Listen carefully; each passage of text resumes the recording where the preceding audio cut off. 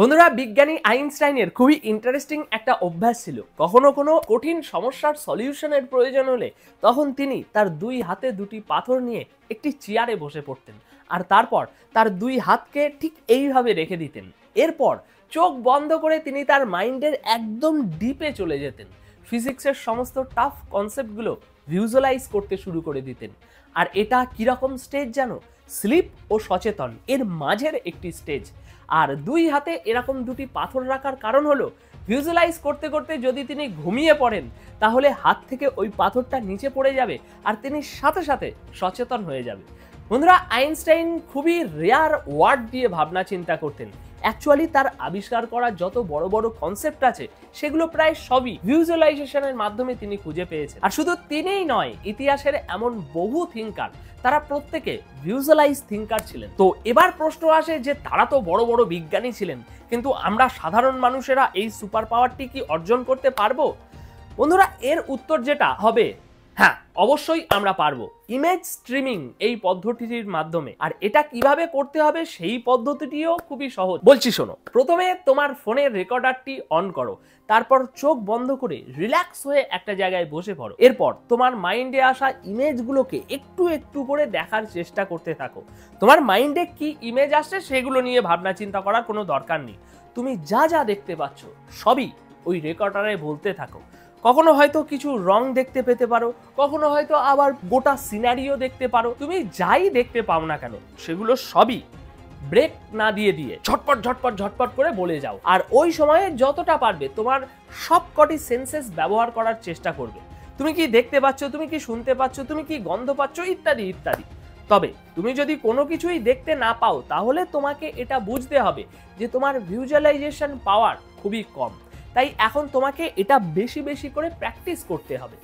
আর এই টেকনিকটা তুমি যত প্র্যাকটিস করবে ততই তোমার ভিজুয়ালাইজেশন অ্যাবিলিটি স্ট্রং হতে থাকবে এবং তোমার মাইন্ডে আসা ইমেজের কোয়ালিটিও বেটার হবে। আর এটা করার সময় কিছু গুরুত্বপূর্ণ পয়েন্ট আছে যেগুলো তোমাকে ইগনোর করলে কিন্তু হবে না। যেমন নাম্বার 1, এক্সটার্নাল ফোকাস। অর্থাৎ রেকর্ডার হোক বা অন্য কোনো কিছুতে তুমি যেগুলো দেখছো সেগুলো তোমাকে মুখ দিয়ে বলতেই হবে। তুমি যেগুলো দেখছো সেগুলো শুধু মনে মনে বলে গেলে হবে না, এটা করলে হবেই না। তোমার বাইরের কোনো কিছুতে বলতেই হবে, তোমাকে মুখ দিয়ে আওয়াজ করে বলতে হবে। কারণ তুমি যখন মুখ দিয়ে আওয়াজ করে বলবে তখন তোমার মস্তিষ্কে আসা ইমেজের কোয়ালিটি অনেক বেড়ে যাবে। আর যদি তা না করে যেগুলো দেখতে পাচ্ছ সেগুলো শুধু মনে মনেই বলতে থাকো তাহলে ভাই নিশ্চিত তুমি ঘুমিয়ে পড়বে। আর এই এক্সারসাইজটা করে তোমার কোনো লাভ হবে না। তো বন্ধুরা, এবার দ্বিতীয় বিষয়টি হচ্ছে স্পিড। তোমাকে দ্রুত দ্রুত বলতে হবে। বাংলা, হিন্দি, ইংলিশ যে ভাষায় পারো বলো, কিন্তু দ্রুত বলো। থেমে থেমে বললে হবে না। যদি তুমি এরকম থেমে থেমে বলতে শুরু করো তাহলে মধ্যিখানে তোমার কনসিয়াস মাইন্ড এসে ইন্টারফেয়ার করতে শুরু করে দেবে।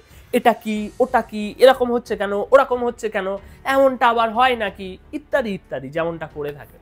এবার তৃতীয় বিষয়টি হচ্ছে ইউজ অল ইউর সেন্সেস। তুমি যতটা পরিমাণ তোমার সেন্সেসগুলো এই কাজে ব্যবহার করবে তোমার মস্তিষ্কে আসা ইমেজগুলো ততটাই পরিষ্কার হবে। স্মেল, টেস্ট, সাউন্ড, এরকম প্রতিটি ছোট ছোট বিষয়গুলো বলো ও দেখো। যদি তুমি একটা বেলুন দেখতে পাও তাহলে সেই বেলুনের টেস্ট কিরকম সেটাও বলো। হ্যাঁ জানি এটা শুনতে হয়তো একটু আজব লাগছে, তবে বন্ধুরা এমনটা করার মাধ্যমে তোমার মস্তিষ্কের নিউরনে নতুন কানেকশন তৈরি হবে আর এর ফলে তোমার ভিজুয়ালাইজেশন অ্যাবিলিটি আরো বেশি স্ট্রং হবে। প্রথমে ডেলি 10 মিনিট এটা প্র্যাকটিস করা শুরু করো এবং ধীরে ধীরে এই সময়সীমাটা আরো বাড়াতে থাকো। আর সবশেষে তোমাকে যেটা বলতে চাই যে ভাই, ভিজুয়ালাইজেশনের পাওয়ার এটাকে কিন্তু মোটেই হালকাতে নিও না।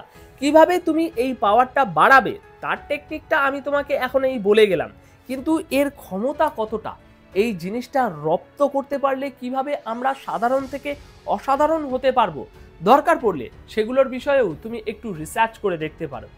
কিছুই না, বড় বড় বিজ্ঞানীরা যে জিনিসটা প্র্যাকটিস করতো, যেটাকে তাদের হ্যাবিট বানিয়ে নিয়েছিল, সেটা যদি তুমিও তোমার হ্যাবিট বানাও, তুমিও যদি সেটাতে মাস্টার হতে পারো তাহলে ওই বিজ্ঞানীদের মতো নিশ্চিত তোমার জীবনেও কিছু আশ্চর্য ঘটবে। এতে তো আর কোনো সন্দেহ নেই, তাই না? তাই বন্ধু, চোখ বন্ধ করে ডেলি এটা প্র্যাকটিস করতে থাকো। আর কিছুদিন পর কোনো বেনিফিট না পেলে কমেন্ট বক্সে আমাকে জানিয়ে যেও। তাহলে কি করতে হবে মনে আছে তো? একটা শান্ত জায়গায় বসে চোখ বন্ধ করে নিজের সমস্ত সেন্সগুলো ব্যবহার করে মনে যা যা আসছে সেই ছবিগুলো দেখার চেষ্টা করো এবং কি ছবি দেখলে সেগুলো মুখ দিয়ে বলো। আর শুরুতে রোজ এটা 10 মিনিট করে প্র্যাকটিস করো এবং ধীরে ধীরে এই সময়সীমাটা বাড়াতে থাকো। আর 21 দিন পর এই ভিডিওর কমেন্ট বক্সে এসেই আমাকে বলে যেও কোনো বেনিফিট পেলে কি পেলে না। ওকে, আজ তাহলে তোমাদের থেকে অনুপ এখানেই বিদায় চাইছে। দেখা হচ্ছে পরবর্তী এপিসোডে নতুন কিছু তথ্যের সাথে। আর হ্যাঁ, ভিডিওটি যদি ইউজফুল মনে হয়ে থাকে তাহলে অবশ্যই একটি লাইক দিয়ে যেও। তোমাদের জন্য এরকমই আরও ভালো ভালো ভিডিও আনার মোটিভেশন পাবো আমি।